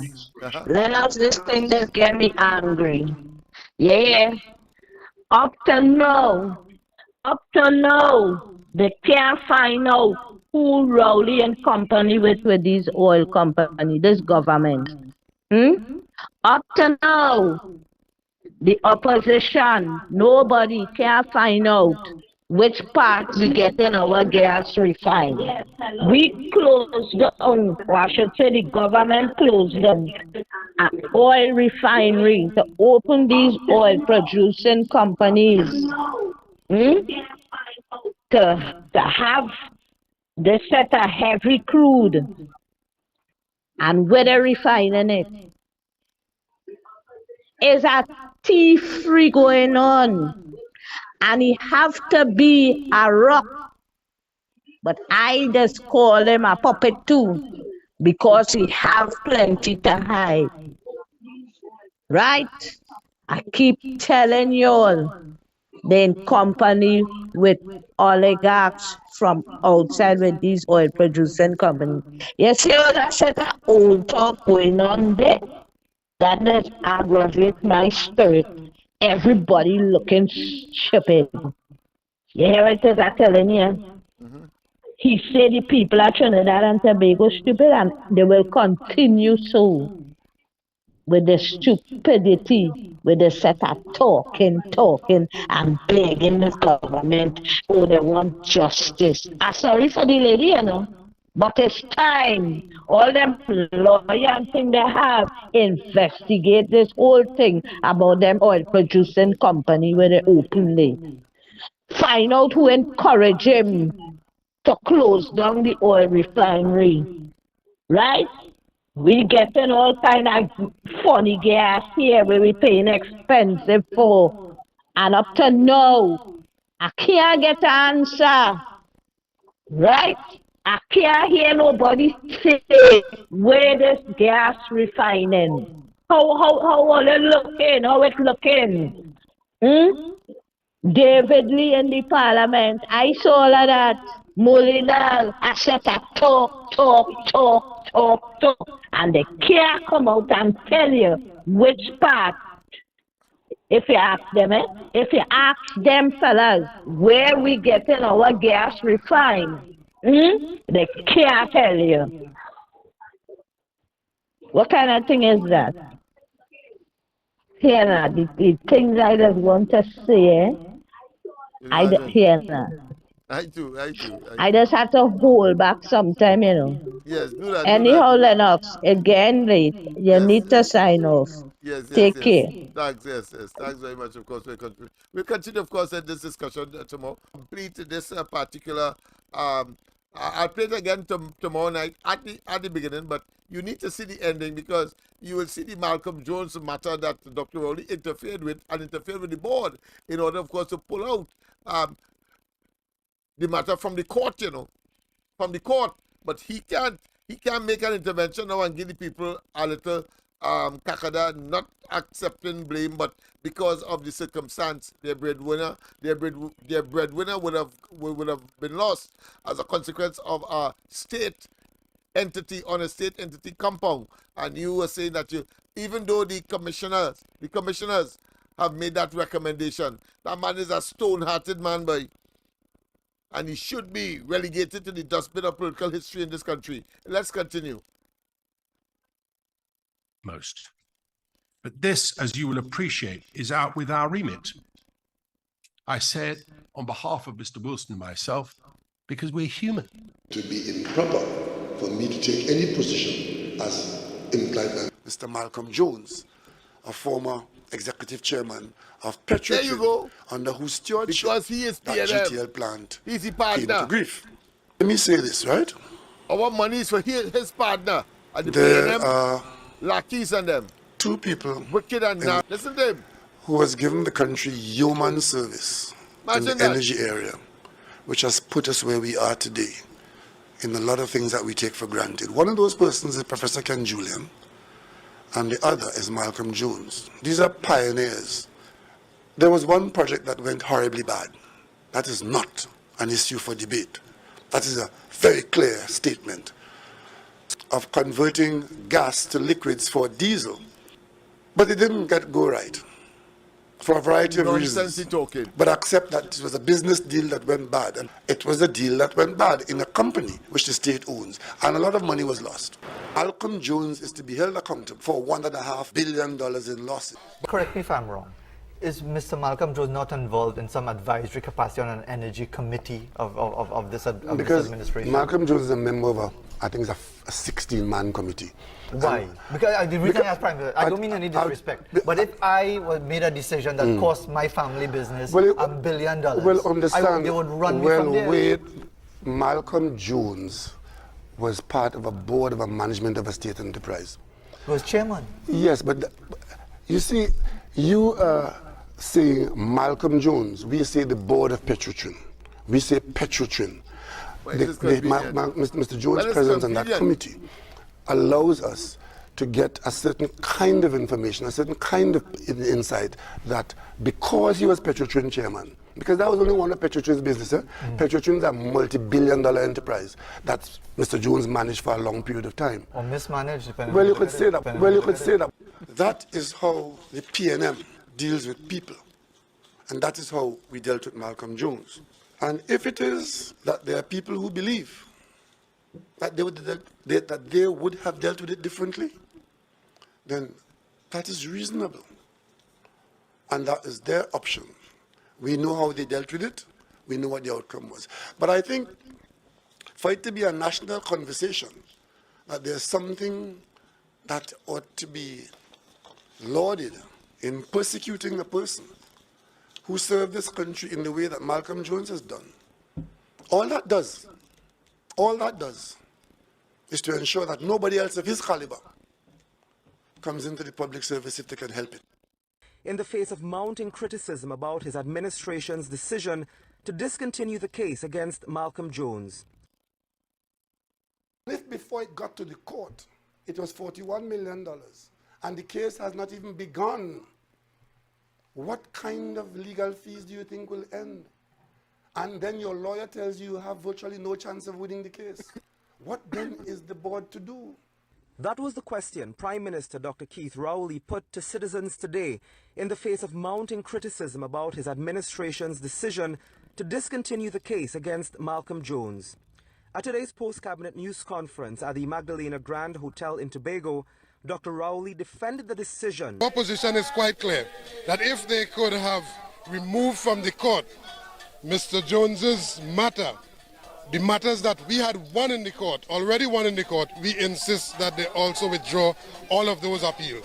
So Mr. Jones cannot get special treatment, and the workers of Petrotrin, certainly OWTU members, singled out for a different type of treatment. As a person coming out of our soil, reaching where he has reached, and the skills that he brought over the decades, forget that. And a government sets out to persecute him. And they ask this government and the new board to continue the persecution. I beg to differ. And they ask this government and the new board to continue the persecution. I beg to differ. Such obvious public importance and controversy because it was announced by the Attorney General himself, not Petrogen, which is a bit odd.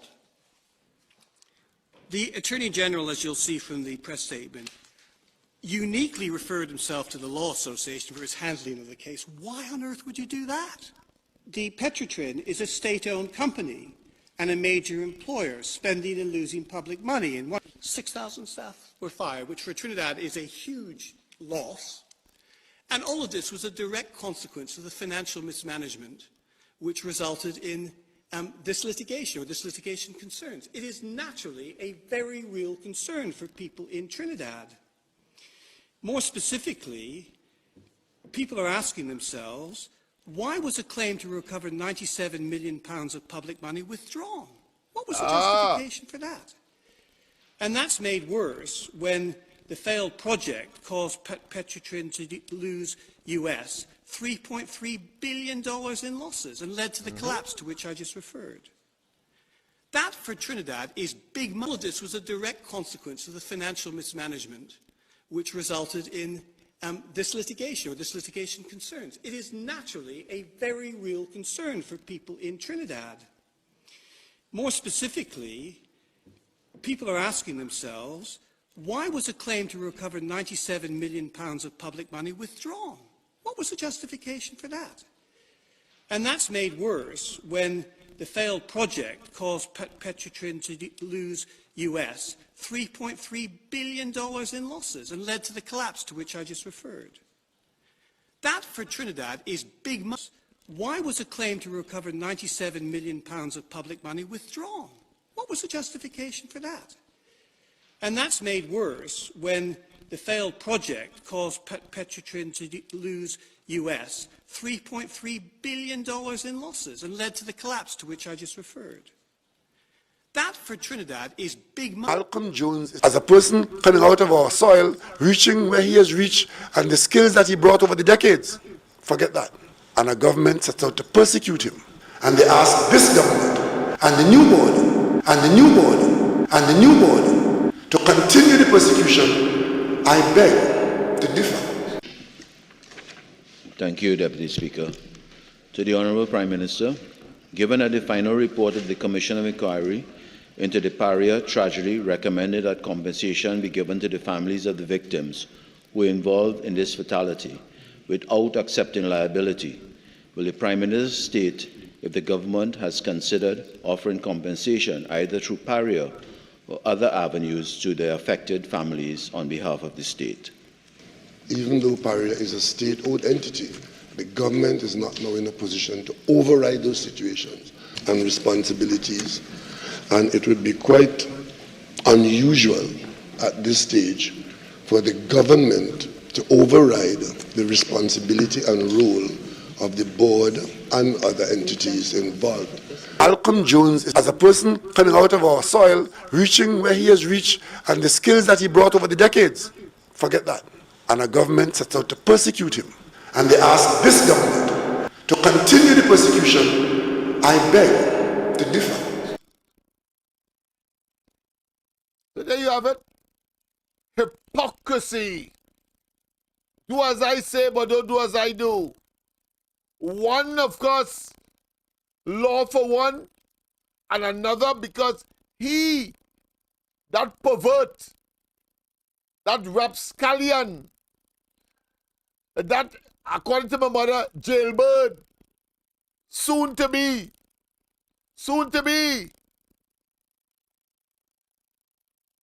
have no sense of right and wrong. So because Malcolm Jones is his friend, he could do anything. Flit away over $3 billion, and it's no big thing. Take the matter out of court and give us about half a dozen different excuses, as he normally would do, as we have grown accustomed to his idiotic excuses, multiple for the same subject.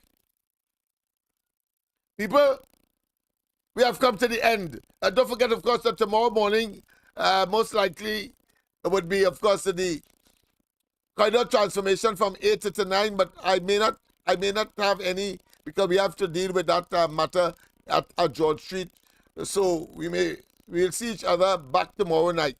So don't hold on to hope in case you don't see us tomorrow morning, Dr. Khalid and myself, that we are properly settled so that we can start, of course, working out of our George Street office. That being as it may, have a wonderful rest of the night. God bless.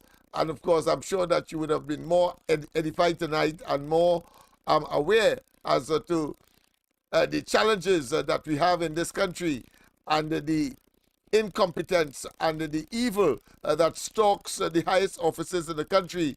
And if tonight was tomorrow night, I would simply say that, of course, evil stalks in high office. In other words, spiritual wickedness in high office, as rowdy and they, incompetent as they are, wicked as they are, demonstrating the inability to manage anything, and everything is about collapsing around them. They are simply unable to manage the affairs of the country, and therefore one can only say, what sweet in goat mouth, it's nice now, but will sour in your bam bam later down the road. According to one calypso, I'm trying to get it while we speak. But of course, that being as it may, the fact of the matter is that that is a reality. Yes, indeed. So let him gallery now. Let him gallery now. But certain as night follows day, which retribution will come.